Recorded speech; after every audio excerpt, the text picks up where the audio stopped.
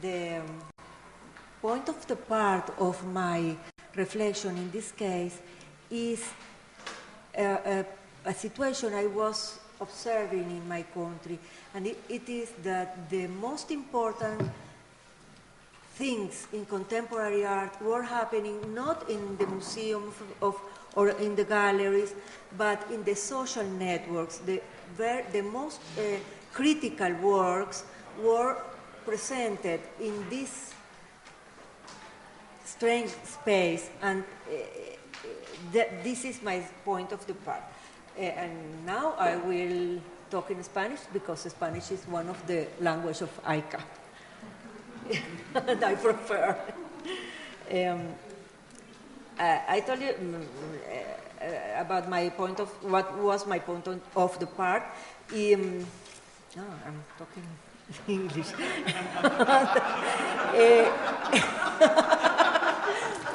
Okay, so I would like to talk about orthodox parameters and how we can find new ways of interpretation. On the one hand, we have the interpretation of an artwork, and on the other hand, we have the way in which the model of the white cube did not succeed as a form of art criticism. I would like to not read all of my text because you are very well aware of the text of Paul Valéry, who told us starting in the 30s how the notion of what is art changed. He told us already in 34 that we need to expect significant changes which will completely change the old industry of the beautiful,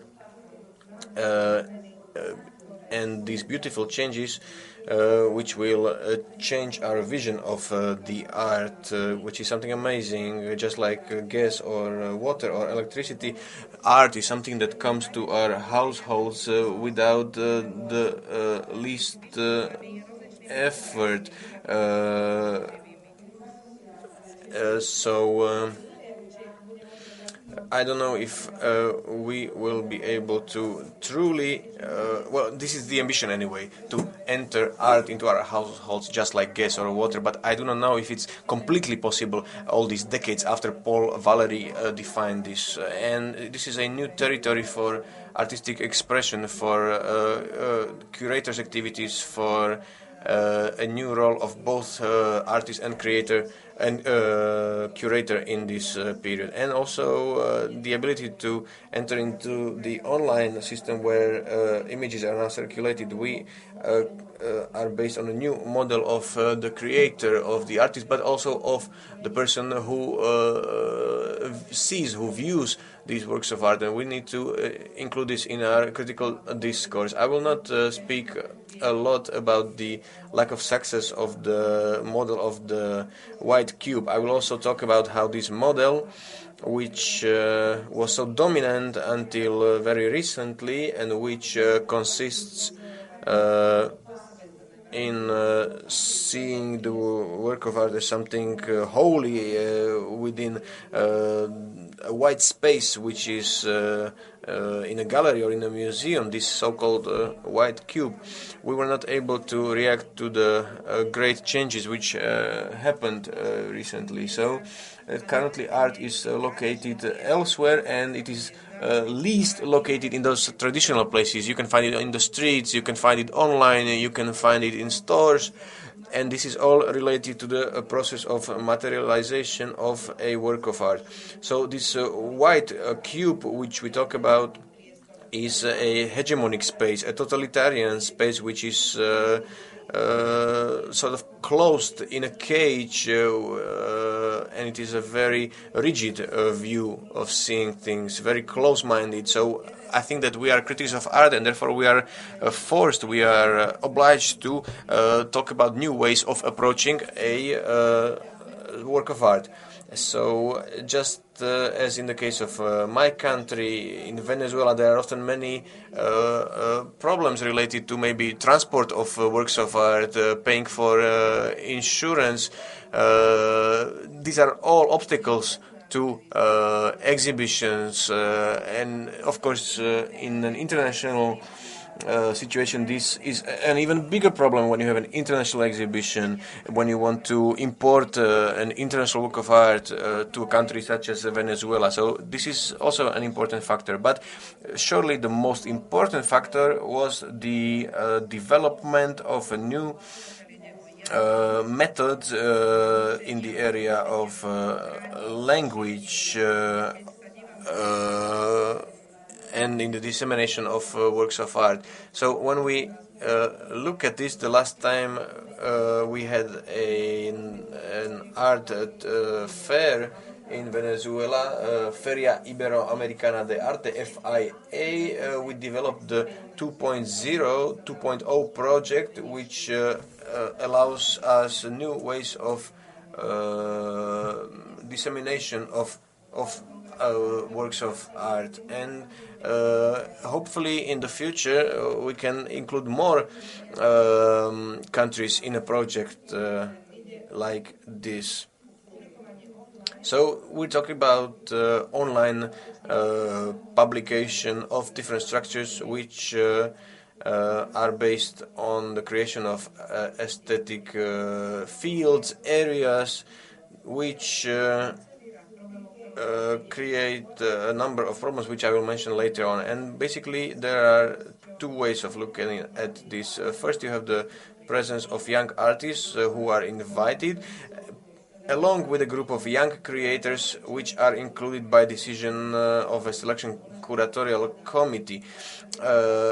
Obviously, there are some requisites that need to be met, such as critical understanding of the work. And here again, we have significant change taking place. What we demand now from the artist is an intelligent synthesis in the process of presenting a work of art, because it will only be present in one medium, not just an exhibition room, not the traditional place or space where people could come and look at a work of art or a sculpture. And this forces the artist to generate and create a new manner of depiction.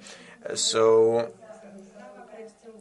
this is something that really takes away the entire aura of a masterpiece, of a masterwork, which in the past was typical for works of art. So this whole aspect is removed. We as critics used to work in this context, but this context has changed quite a lot, and we now have new methods for moving works of art from place to place and images from place to place. So this is a general view. I would like to be available. I would like to always be able to count on designers such as those who created the logo of the Congress. But in these two editions, we tried to sort of combine artists which or who participate and are engaged in the use of new technologies as a tool of experimenting and expressing themselves, and how to maybe also comment on the political situation in the country, in Venezuela. Basically, we cannot escape from the context that we have in Venezuela, and I will try to reduce it quite significantly, simplify it, because the situation in our country is quite complicated. Of course, some people support the government, some people are against it, and really the situation in the country is quite polarized. But we have a whole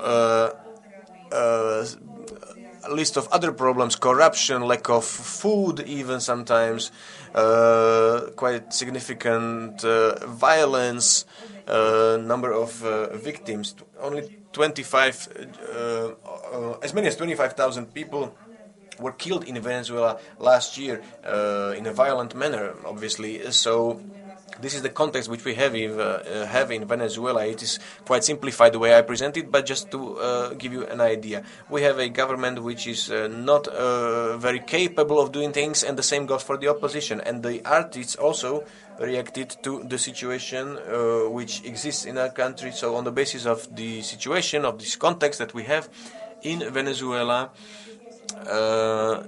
they created, or we can talk about 7 ways of reacting to the problems which we have in our country. And now I would like to present the 7 approaches.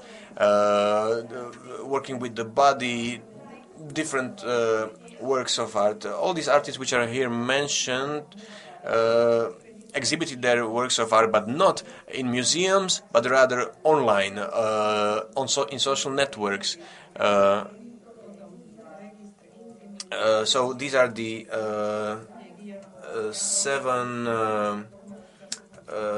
areas: self-portraits, history, memory and identity, processes of interaction with the body, processes of social and political interaction, intimacy reports, files of the city and the nature, and poetic links between word and image. So let's start with the first one: self-portraiture and self-obsession. Well, this is an area that covers the territory of diaries, of confessions, different texts from everyday life, but it also talks about different sources of obsessions, of anxieties, moments of crisis. An important artist in this context is Blanca Haddad, who is quite a prominent artist in Venezuela, and who relates text and or connects text and images. Every day she publishes a blog where she expresses her thoughts, her opinions, combining them with images. And sometimes these are divided into text and image. The name of the blog you were able to see on the previous slide, and she basically builds her own ego, her own intimacy through different texts. Here I selected 3 texts: beauty, violence and death.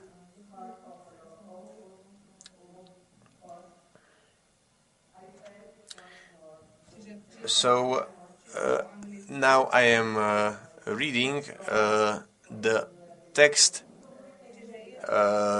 which she wrote. Basically it is a sort of prayer almost, which Blanca Haddad wrote. Of course, here you can see a lot of lines,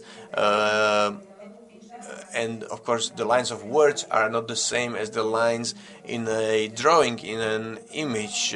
When she talks about her daily experience through photos, through images, we can say that she created a whole new way of imagery. For example, she says, "I dreamt that I was a fetus," or "you too were a fetus."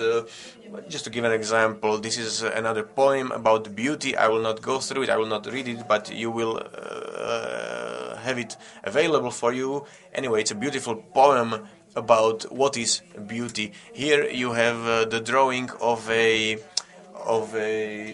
tear which is crying, plus a poem about dying, about death, where we connect or talk about the relationship of the creation of one's ego and the possibility of drawing a different way forward. Francisco Vasim is another important artist in this category, who also publishes daily on his Facebook page, and he presents an image and a self-portrait of sorts. The way I see this artist is an artist who criticizes very strongly, very strictly. He criticizes everyday political situation in Venezuela today, and every image contains multiple layers of meaning. Every actor is a very complex one. Of course, we cannot reconstruct all of this today, but all of this is related to everyday social and political problems in Venezuela.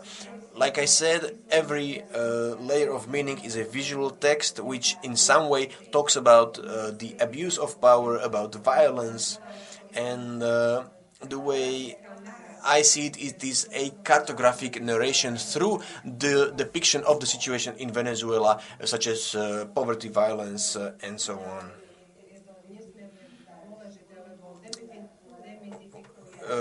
It is also a form of demystification of different values of the Western culture. He also talks about politics, about both the government and the opposition. Here you can see the president of the National Council and the leader of the opposition in that previous image. So basically he is desacralizing the statute of different political personalities. He discusses violence, and he really removes this aspect of what is holy about the institutes of power. So that was the first approach. Now let's look at the second approach. This one is called identity, history, and memory. Basically, these are related to historical processes which discuss cultural identity, which discuss history, everything that was translated through different myths, also into the field of images. We talk about the visualization of the imaginary in the network system, and this has made a great contribution for the construction of memory. Here we have two artists. The first one is named Alexander Apostol, who is a very well-known artist in Venezuela, but also somewhat known internationally. He works in the traditional manner, but in Venezuela we read his manifesto on social networks, where he deconstructs cultural myths which create a national identity. The whole series is called Rehearsing the National Posture, Ensayando la Postura Nacional, and it is an image of how to reconstruct the leading aesthetic typology which exists. In the 50s in Venezuela we had a very strong dictatorship, and the most important oppositor back then was Centeno Valenia. He was a painter who talked about cultural stereotypes and cliches, and these are stereotypes which again are on the rise these days. So this artist I am talking about, Apostol, is also discussing these different types of cultural stereotypes. I have to go quite fast because there's quite a lot of it.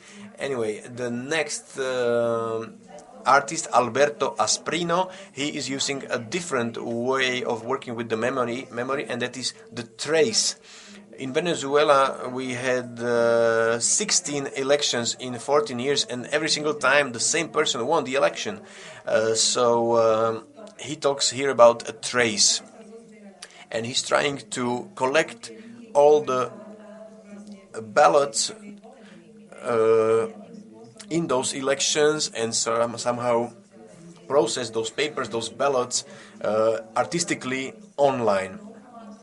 Next chapter, interaction with the body. Here we talk about an artist who in a way becomes the observer at the same time. It is related to the work, to working with the body, and interchangeability with the observer. This artist, Larzabal, focused on the word silencio, silence. So he always chooses one word. For example, the second letter in that word is E. So basically this is sort of a crossword puzzle. And here we interpret the crossword puzzle with our own body, and with the next interpretation he came to different words. Then what is important is also the relationship between nature and the city. Basically, nature is growing into urban environments. Artists are including natural moments in their works of art. Here we have the artist Gonzalez, who works in his workshop, and he publishes an archive of different scenes, different light scenes, the sun coming down, sun going up, clouds, and the way he sees the natural phenomena happening outside his window. And here we have another artist, Blanco, who discusses different ways, different forms of the city. These are landscape fragments which turn into something imaginary. Here we have examples from Caracas, Milan, Berlin, and so on.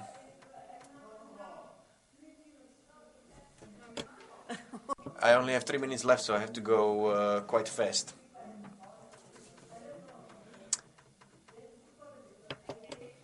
From very, very long country. And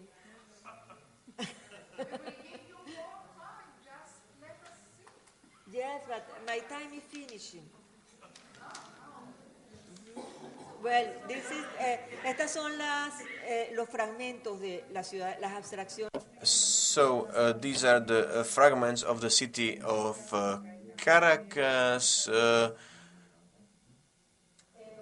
and then this next chapter, next item I have are records of intimacy. This is a new way of coming to a traditional topic of the portrait. Guillermo Jaworski uses the video camera as a frame for traditional images where the artist can capture subjects from unexpected angles, and during a typical portraiture we would not be able to see this. So basically these are fragments from Skype conversations which then are turned into images, and often you can see the maybe unexpected surroundings of the person. So it is a new way of portraiture where you can include new elements in order to be able to carry out a critique of the art of portrait, but from a new point of view.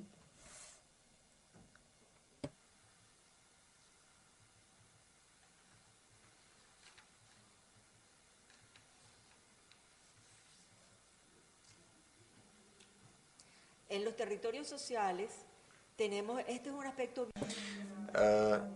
In the social area, we have another important artist who defines social processes with the new types of imagery, social conflict, social relationships, and so on. Amanda Granados works in the following way. She tries to penetrate through visual aspects and to create a mirror of the situation in Venezuela through a cult, through a trilogy which is called SPA. And basically this is a new form of commenting on the reality in Venezuela. Here we have 3 different environments where the social conditions are indeed extreme. They are very harsh, very difficult, and the artist presents them as if they were spas. The first one is the Iguaire River, which flows through the city of Caracas, and here she says this is what is a problem for Caracas, this black water, this dirty water, smell, and so on, and she changes this into an image of a spa, of a nice spa where you can come, and these are pictures of people who live as if seemingly directly inside the river.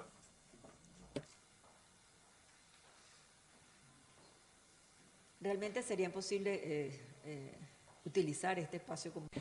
Here we could really talk about the use of this place as a spa, but these are people who really live there.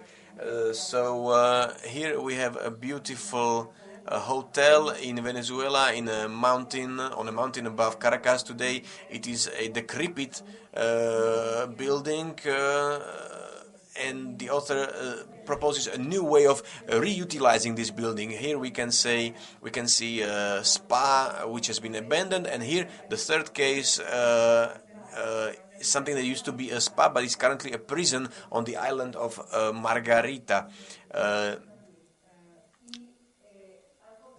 So again, we talk about people who run this prison, and they changed it into a spa because they introduced a pool. The families of the prisoners come there for the weekend and spend their weekends with their family members who are in this prison on these images. So this is a very contrasting way of seeing this. She was able to go inside the prisoners. She could not take pictures of the prisoners, but she could take pictures of their legs, for example, as you can see. So this would be a typical weekend in the spa inside a prison. So this is a very specific way of looking at things. And here we have an image inside the prison in Venezuela. I saw this yesterday in the newspaper. They basically had a beauty pageant, a Miss Prison. So this was something very contrasting to what you normally would associate with the prison, and Amanda was trying to reconstruct the environment in a critical manner. There you had a picture of a little girl in a spa, and now we have the last seventh chapter, poetic links between word and image. In what way do political problems influence the shaping of a specific image? Juan Toro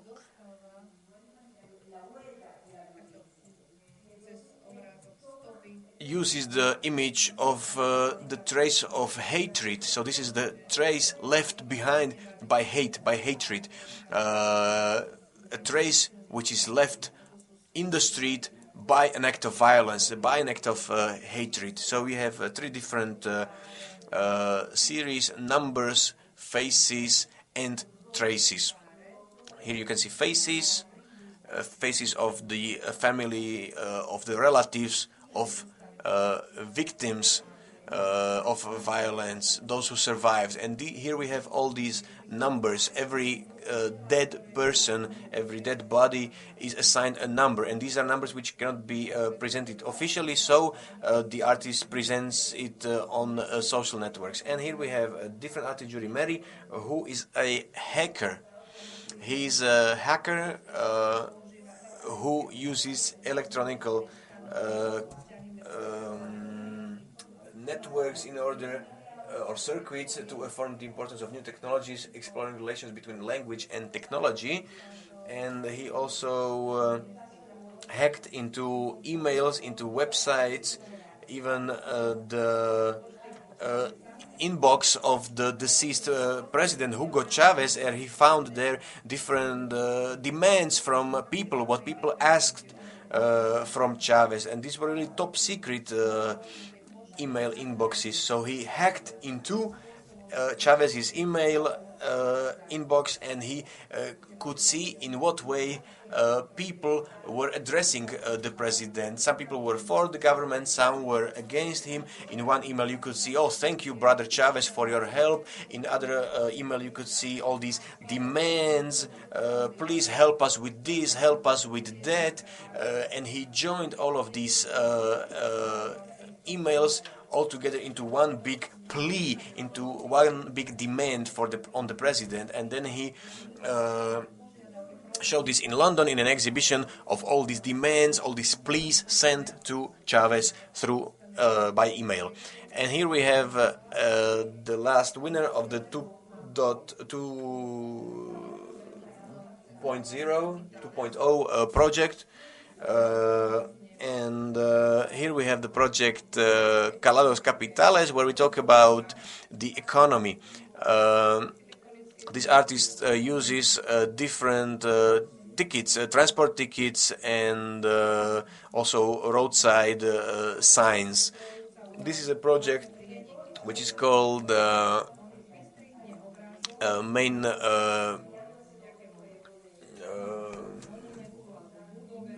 or capital impressions. So it is a way of showing, for example, how currency lost its value, how monuments of architectural value also lost their worth. Here you can see situation in Cuba, central bank, and so on. And here coming back to Venezuela, and this was his latest work of art from Poland, where he also used tickets and banknotes, but in Poland. And on the basis of these models, I would like to talk about different networks of exhibitions between countries, between exhibitors. Of course, history is different in every country, but the conflicts are often quite similar.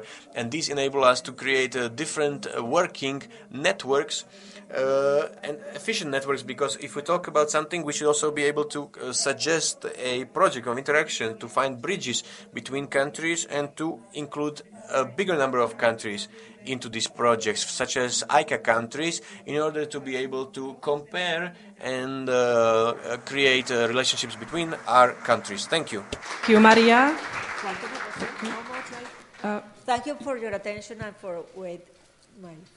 Oh, it's okay. Like, it was very interesting, and I thank you for this kind of pioneering typology of art. Maybe we are facing a rise of new form of art, like art for social networks or art 2.0. We have time for 1-2 fast questions. Okay, so please take microphone.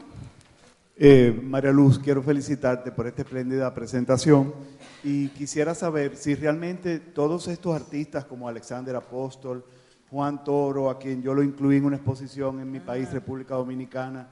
Other artists in our country, in the Dominican Republic, work in a similar way. But then there is the question of censorship. Starting in 1999, many artists had to leave Venezuela in order to be able to present their works of art. And the only way, the only place they can present their work is basically the internet. Yes, this is true.